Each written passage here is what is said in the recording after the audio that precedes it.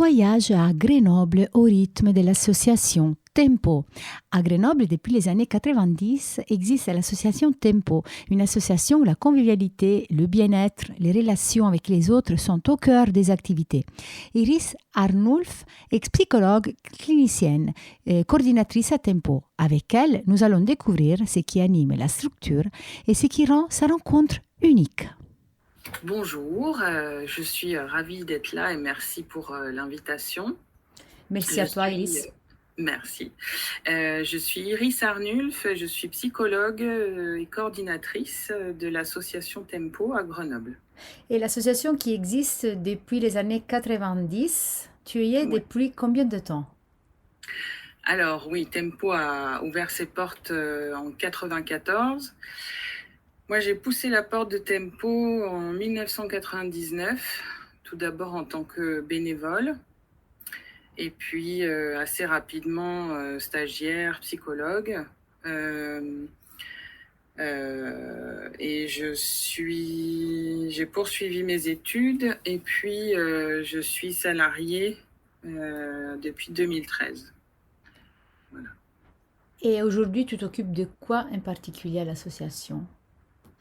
Alors Tempo, c'est une asso qui au départ a été ouverte parce qu'il y avait un besoin pour les personnes de se rencontrer, de rencontrer d'autres confrères, consoeurs séropositifs, séropositives au VIH. Il y avait un isolement assez important des personnes et c'est parce qu'il y avait beaucoup de questions sur les traitements, beaucoup de questions sur la vie avec le VIH, qu'un médecin a décidé de prendre en main cette histoire de convivialité, de trouver des ressources, trouver des gens à qui poser des questions. Et du coup, il a trouvé Eleusa, qui est psychologue, et Marie-France, chargée d'accueil, pour cette ouverture. Et puis rapidement, Yann a rejoint l'association, qui est diététicien nutritionniste. Parce qu'au départ, les traitements étaient quand même assez, comment on pourrait dire, Il y avait aussi des effets secondaires. Et donc, en tout cas, pour mieux supporter les effets secondaires des traitements, on va dire plutôt ça comme ça, avoir une alimentation équilibrée permettait justement de mieux les supporter. Et puis, aujourd'hui, Yann ne fait plus partie de l'association en tant que diététicien nutritionniste, mais en tant que trésorier, parce qu'une fois qu'on a mis les pieds à Tempo, on ne part plus. Oui, je crois comprendre ça. Chacun tombe en amour pour Tempo une fois qu'il a mis le pied à l'intérieur. Et donc Eleusa, qui était coordinatrice à l'époque, est partie donc en 2012. Moi, je suis arrivée en 2013. Mais elle a aussi gardé un atelier d'art floral qu'on propose toujours depuis lors. Et Marie-France est toujours là, donc chargée d'accueil, des dossiers de subvention. Donc elle est là depuis 30 ans. Tout le monde est toujours là, voilà, pour œuvrer dans la lutte contre le VIH. Et puis aujourd'hui, depuis 4 ans, avec un pôle prévention, en plus du pôle accompagnement qu'on propose. Et avant d'arriver, parce que je t'ai demandé qu'est-ce que tu faisais à Tempo, avant d'arriver justement à ton rôle en particulier, encore un petit pas en arrière, association Tempo, pourquoi le choix de ce nom? Ça veut dire quoi? Alors Tempo, le tempo de la vie. Le tempo, c'est le tempo singulier de chaque personne qui passe la porte. C'est simplement cette histoire de pouvoir accueillir chacun à son rythme et quelque chose qui viendrait dire c'est la musique personnelle de chacun qui vient enrichir le morceau de musique qu'on essaye de composer au mieux à tempo. C'est plutôt quelque chose comme ça. C'est musical. Voilà. Ah, c'est beau. Et du coup, pour revenir à toi, euh, ta professionnalité se colloque comment à Tempo? Tu t'occupes des ateliers en particulier, tu reçois des personnes? Alors, il y a plein de, de thématiques qui sont les nôtres à Tempo. Et le VIH est simplement quelque chose qui réunit les personnes, qui est le prétexte de départ pour rentrer à Tempo. Mais c'est une problématique qui va réunir et regrouper plein de questions autour de la vie avec le VIH, c'est-à-dire depuis 30 ans, quelles sont les difficultés que les gens rencontrent dans leur travail, quelles sont les difficultés que les gens rencontrent dans leur vie avec le VIH, mais avec leurs proches, avec leur famille, avec leurs amis. Les questions sur la parentalité, comment on annonce à un enfant que son parent vit avec le VIH, comment on annonce à un enfant qui vit avec le VIH et comment il peut être accompagné par ses parents. Ça parle de la perte et du deuil de la vie d'avant et de toutes les questions inhérentes à cette nouvelle vie qui s'ouvre et qu'est-ce qui est possible de s'approprier aujourd'hui au-delà du pourquoi moi, parce que c'est quelque chose qui vient, ce pourquoi moi, qui vient parfois enfermer les gens et leur prendre beaucoup d'énergie, alors que peut-être la question qui serait plus motrice, c'est comment je fais aujourd'hui. Et donc, comment je fais aujourd'hui pour être qui j'ai envie d'être, pour me sentir libre d'être qui j'ai envie d'être dans toute ma singularité et avec toutes les expériences de vie qui ont traversé les personnes. Hein. Ça peut être aussi toutes les questions liées à l'exil et à la migration, toutes les questions liées au rejet du pays d'origine des personnes, liées aux préjugés, à la stigmatisation du VIH. Ça peut être toutes les questions simplement pas forcément liées au VIH, mais qui sont les questions que se posent les gens dans leur vie quand ils font des bilans, quand ils font... Donc moi, mon accompagnement, il est sur plein de plans différents. Et puis, ce qui est intéressant, c'est qu'il y a cet accompagnement individuel, mais qui se poursuit aussi au-delà, dans des groupes, par exemple des groupes femmes, sur toutes les questions liées à la santé sexuelle et en particulier des femmes.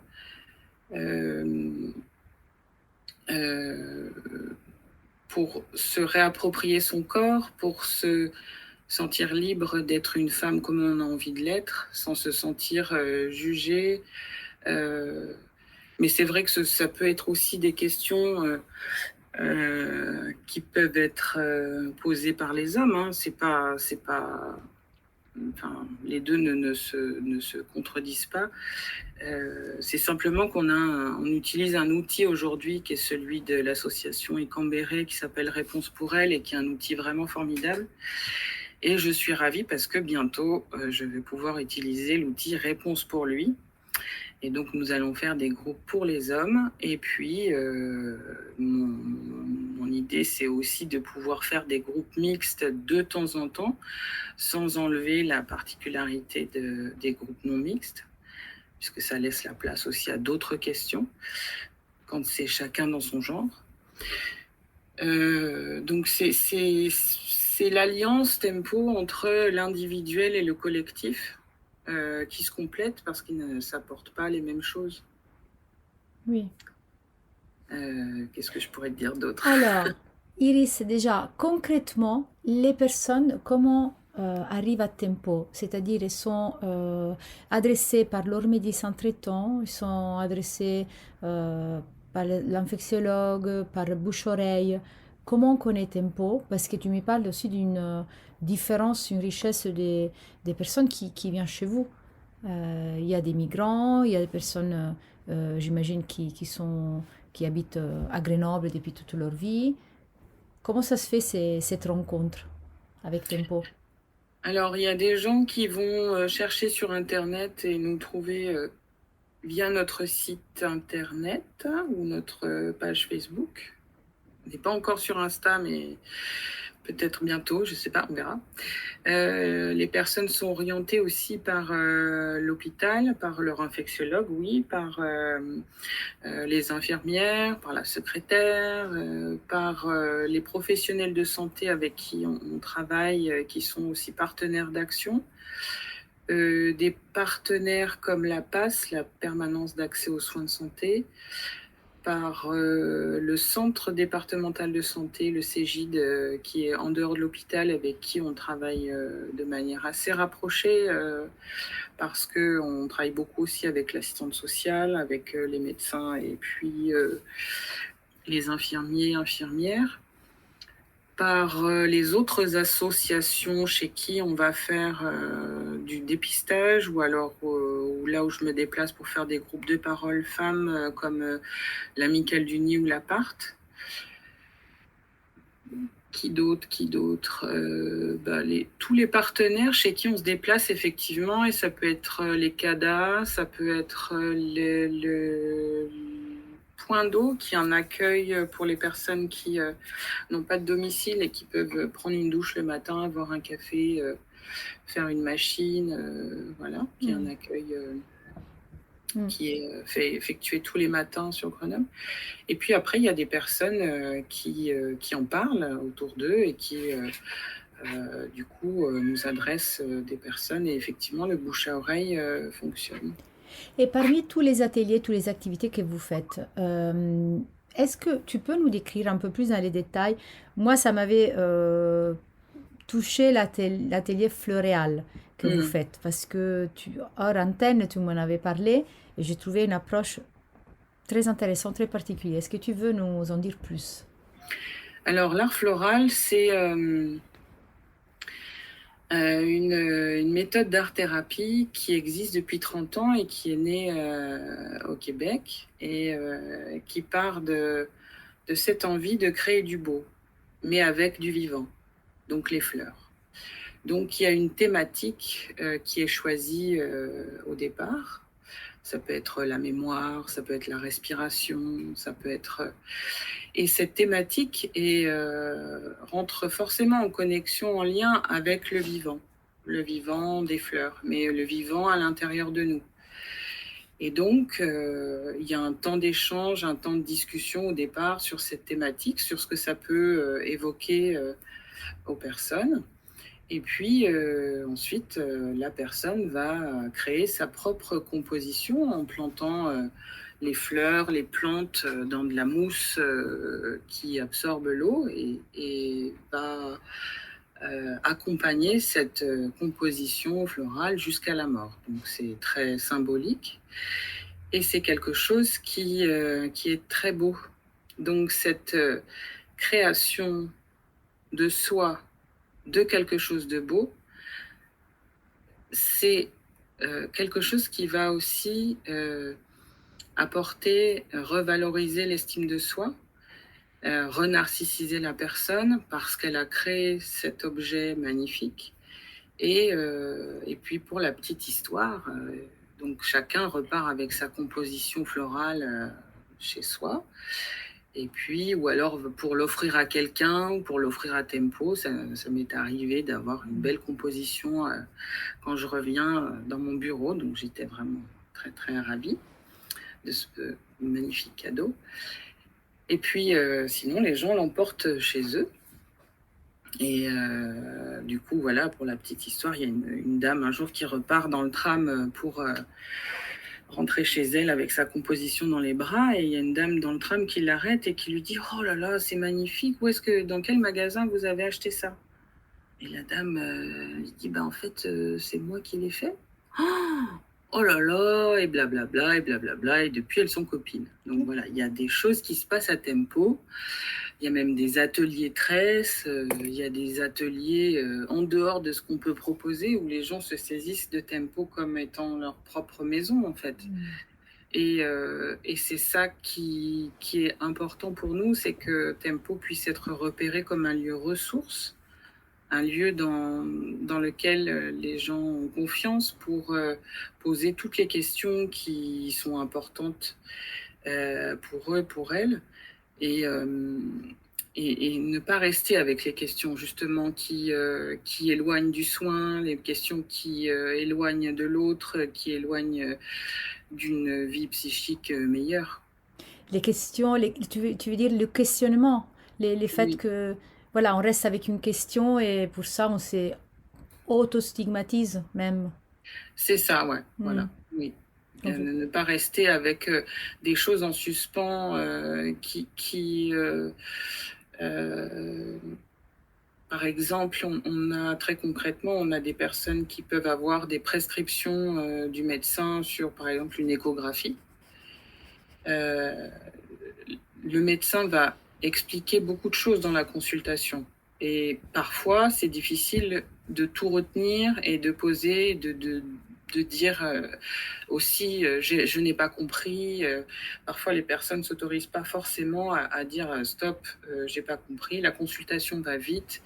Et je dis pas que les médecins n'expliquent pas bien. Je dis que les médecins, parfois, euh, euh, donnent une somme d'informations assez importante qui font que c'est difficile de tout retenir et d'avoir tout compris. Donc, quand les gens qui viennent à Tempo nous disent, voilà, j'ai une prescription et j'ai pas compris ce à quoi ça servait, pour nous, c'est une petite victoire parce que ça veut dire que la personne, on va expliquer la prescription, expliquer ce que c'est une échographie et la personne va aller faire cet examen. Parce que, évidemment, quand la personne n'a pas compris, ne sait pas de quoi il s'agit, elle ne va pas aller faire cet examen et puis la santé peut se dégrader plus vite. tout à fait. Et pour revenir aux informations liées vraiment strictement à la vie avec les VIH, une des choses très évidentes sur votre site internet, on voit le message qu'on essaie de faire passer tous les militants de la lutte contre les VIH, le message indétectable égale intransmissible. Quand on a une charge virale indétectable, on ne transmet pas le virus. Comment tu ressens ça par rapport aux personnes que vous rencontrez? Est-ce que ce message, c'est quelque chose de compris, de connu, de partagé, qui fait partie de la vie quotidienne? Ça reste encore difficile à expliquer. Il y a encore des personnes qui ont des doutes par rapport à ce grand message que maintenant on le connaît depuis plus de 15 ans. Mais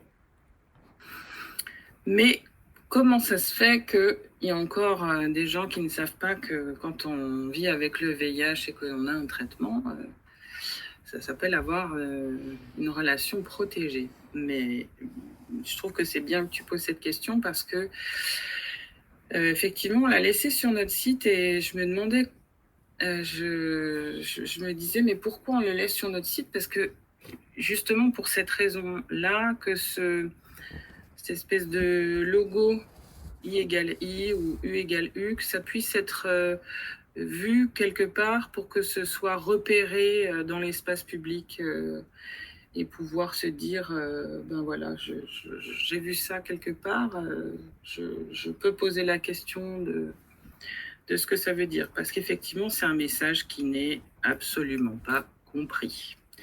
Donc, moi, c'est quelque chose que je vais expliquer avec d'autres termes aujourd'hui.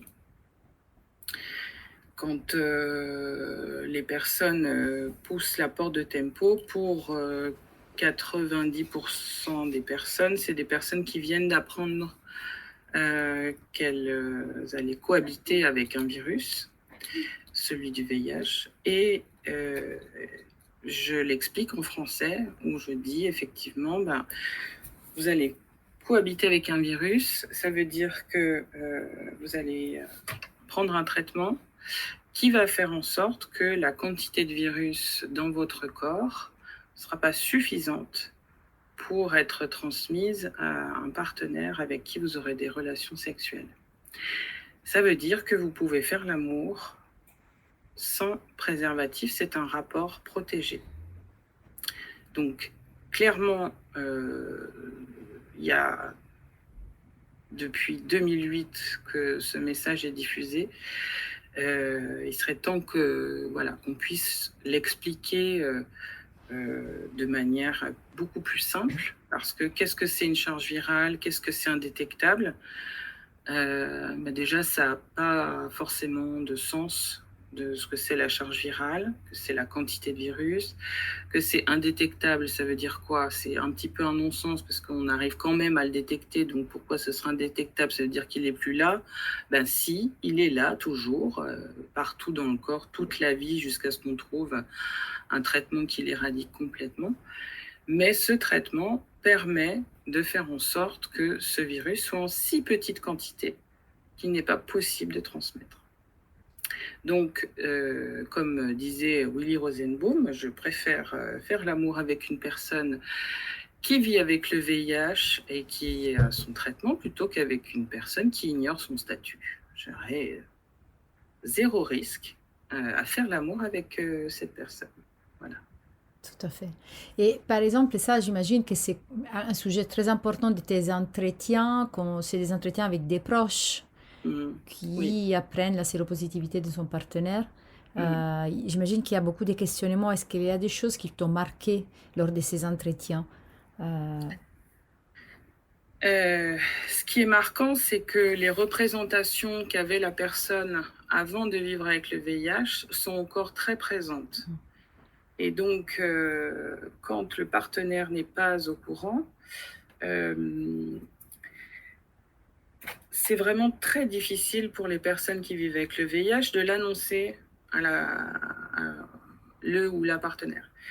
Donc, moi, ce que je propose, c'est de pouvoir faire des entretiens à 3 pour pouvoir être là en tant que médiatrice à l'intérieur du couple, pour pouvoir expliquer les choses et faire avec la sidération, faire avec la colère, faire avec l'incompréhension et faire en sorte que les choses puissent se dire dans une atmosphère apaisée et avec quelque part le crédit que je peux apporter sur la parole qui ne serait pas crue de la part de la personne qui vit avec le VIH.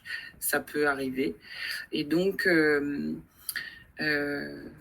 je ne sais plus ce que je voulais dire, je perds le fil, mais en tout cas, ces entretiens sont vraiment importants parce que même parfois quand les personnes sont célibataires, elles ne s'autorisent pas à rencontrer quelqu'un ou alors elles se disent mais comment je vais faire pour le dire en fait?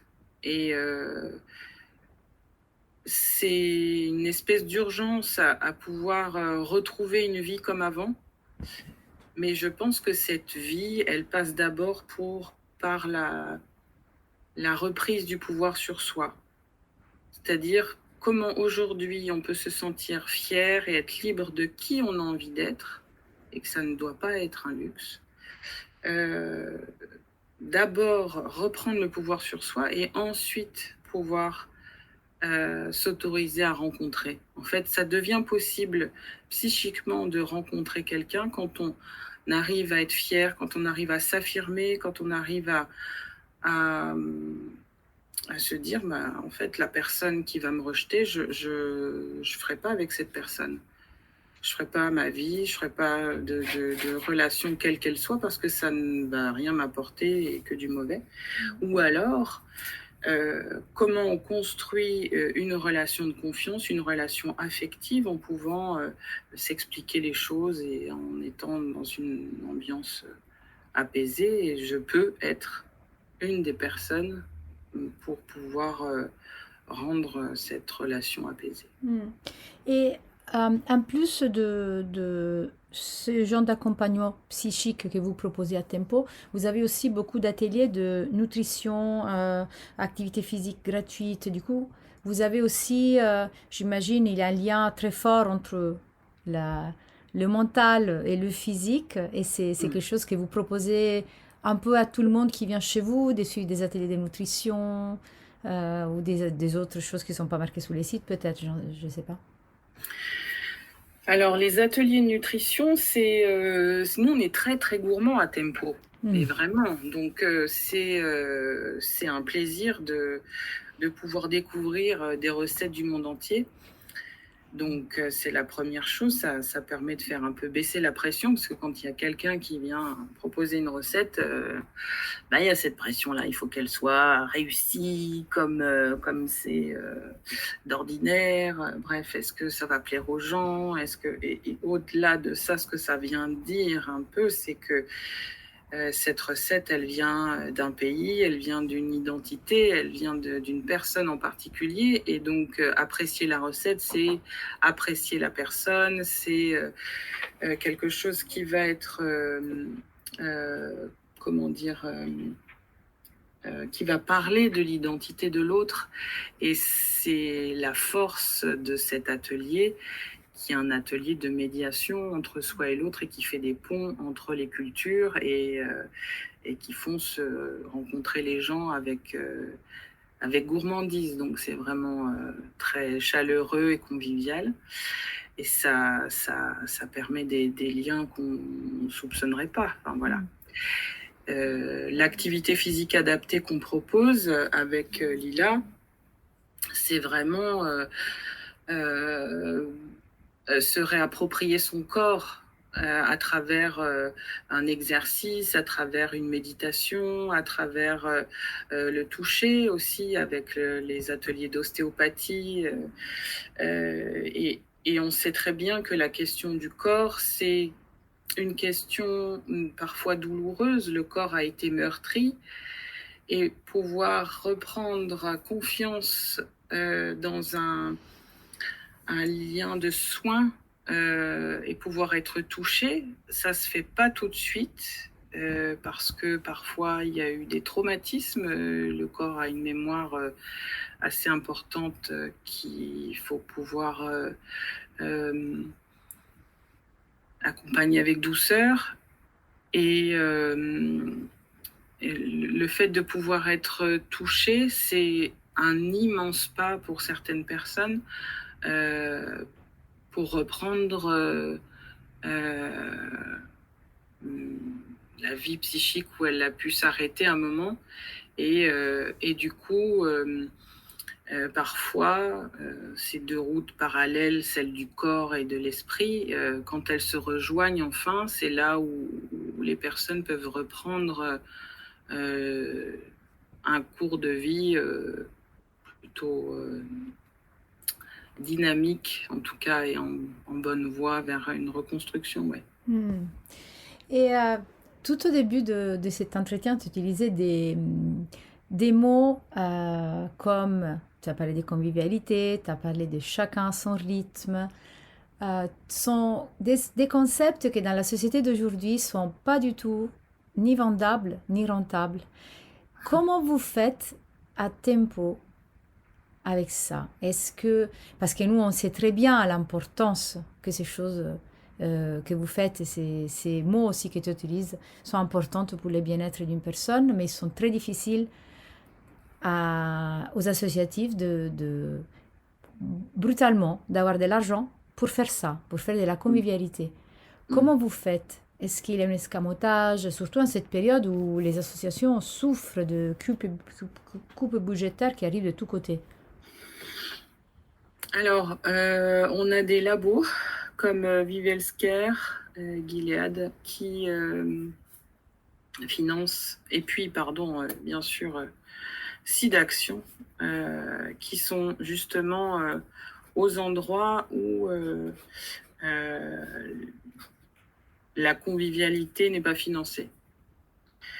Quand je parle de la convivialité, je parle vraiment de cette histoire de comment on améliore la qualité de vie à chacun son rythme, comme on le dit.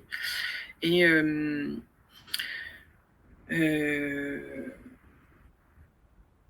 là où effectivement l'ARS va nous suivre en Rhône-Alpes, et je les en remercie parce que vraiment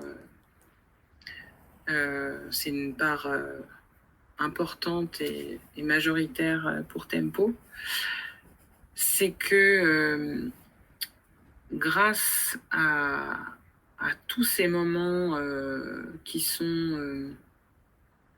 peuvent être aussi dans le collectif, c'est que il y a cette histoire de prévention.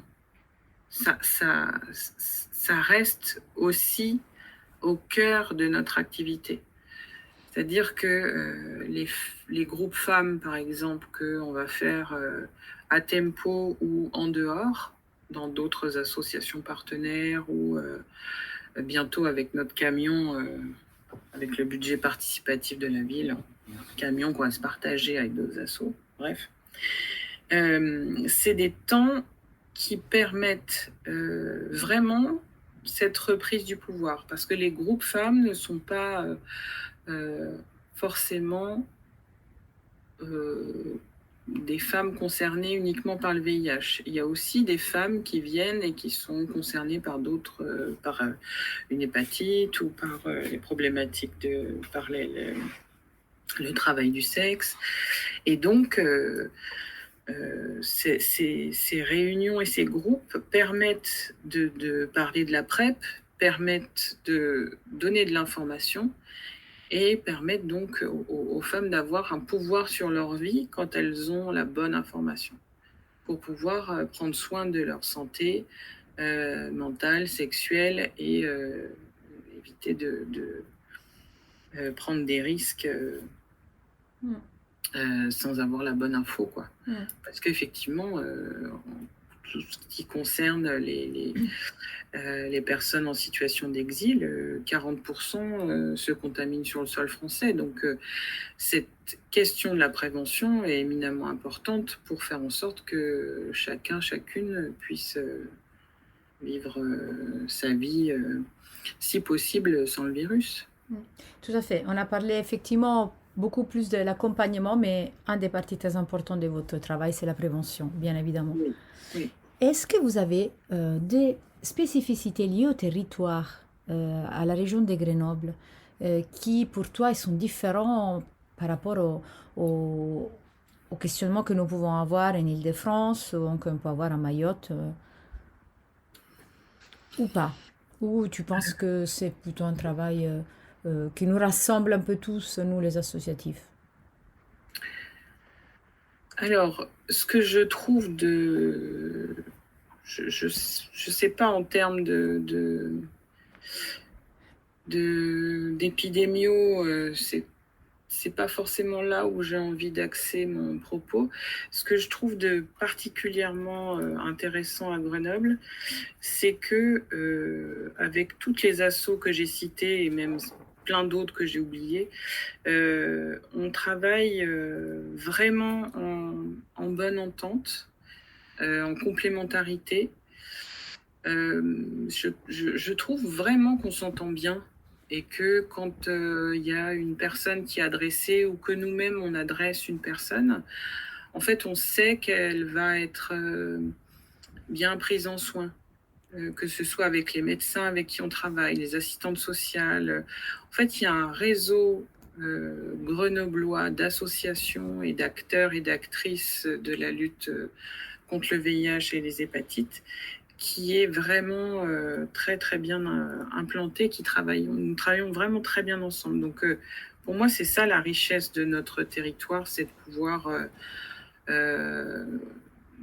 sur Grenoble, la Savoie, la Haute-Savoie, grâce aussi à travers le travail qu'on fait ensemble au CORES, on se connaît et voilà, moi j'ai des personnes qui sont suivies à l'hôpital de Chambéry en Savoie et qui viennent à Grenoble pour des ateliers à Tempo et voilà, c'est aussi parce qu'on se rencontre par ailleurs qu'on travaille ensemble sur des questions qui sont importantes pour nous dans les commissions au CORES, que du coup on s'adresse aussi du monde et que l'important c'est que les gens aient des ressources et pas qu'on soit en compétition. Oui. Ce qui pourrait être le cas puisque on est tous censés faire plein de dépistages partout et donc en fait on en fait en commun.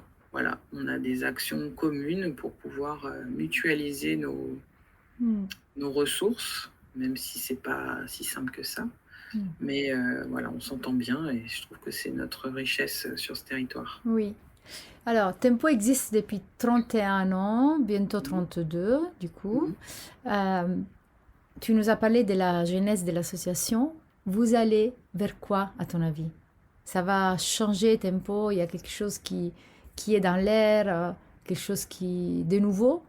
Ou vous allez essayer de rester comme vous êtes aujourd'hui? Nous, on part beaucoup de ce qu'apportent les gens. En fait, Tempo a déjà muté dans sa vie. Et on se laisse porter un petit peu par les besoins, les désirs et les propositions des gens. C'est quelque chose qui j'espère évoluera en fonction de ce que chacun souhaite en fait, et puis que les gens se passent de tempo, ça fait partie du jeu. Il y a des personnes qui viennent 1 an, 2 ans et puis qui trouvent un travail ou qui déménagent et dont on n'entend plus parler, et puis il y a d'autres personnes qui sont là depuis 30 ans et on accueille toujours de la même manière et j'espère mieux à chaque fois, mais pour l'instant, je nous souhaite de retourner le ruban rouge en 2030. Oui. Et pour toi, Iris, avant de terminer, toi, dans ta vie professionnelle, tu as travaillé principalement dans la santé, dans la lutte contre les VIH, ou il y a d'autres expériences de ta vie qui t'ont aussi amené à ce que tu es aujourd'hui? Alors, effectivement, j'ai une grande histoire d'amour avec Tempo puisque j'étais en première année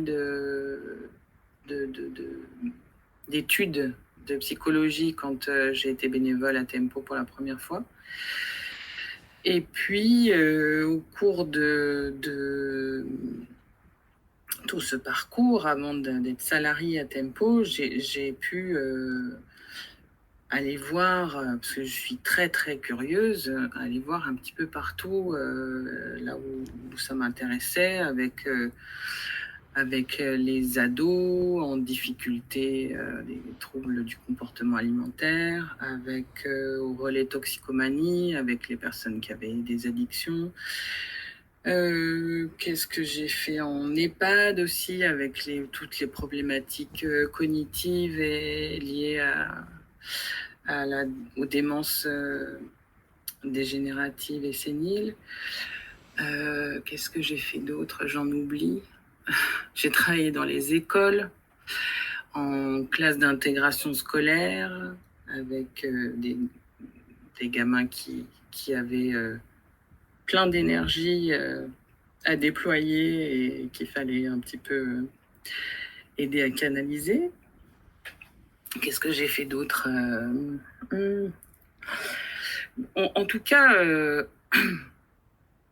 le master prévention santé que j'ai eu et puis le master clinique, en fait, c'est des expériences cliniques de vie qui ont fait qui je suis aujourd'hui, sur le fait que ça a changé aussi ma pratique en cabinet libéral, parce que j'ai un cabinet aussi en ville.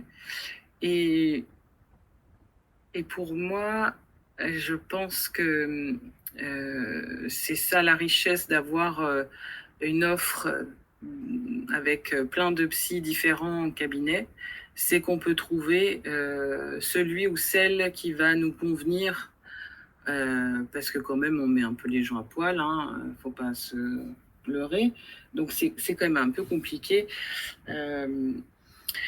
de pouvoir tomber sur quelqu'un qui met en confiance, enfin voilà, cette espèce d'alliance qui va se construire petit à petit, elle est pour moi intéressante parce que je pense que ma pratique à Tempo, elle a changé ma pratique au cabinet, avec peut-être un peu plus de... en plus ou moins, enfin, je ne sais pas si c'est très juste de dire ça, mais avec plus de tranquillité sur les surprises que vont m'apporter les gens. Voilà. Je suis sur des tabous comme la sexualité ou qui peuvent encore être très tabous même dans un cabinet de psy. Et bien effectivement, chez moi, ça va pas être le cas, voilà, par exemple. Mais chacun chacun son confort et chacun ses aises pour accueillir et accompagner les personnes. Donc voilà, je ne sais pas si je réponds à ta question. Tout à fait, tout à fait. Mais j'en ai une dernière Oui. avant de te quitter. Tu continueras à être une actrice de la lutte contre le VIH d'ici encore Oui. les prochaines années. Oui. Oui, il y a beaucoup de choses à faire en fait. Il y a beaucoup de... Je pense que la révolution n'est pas finie, donc ouais, je suis encore là un moment. Ouais.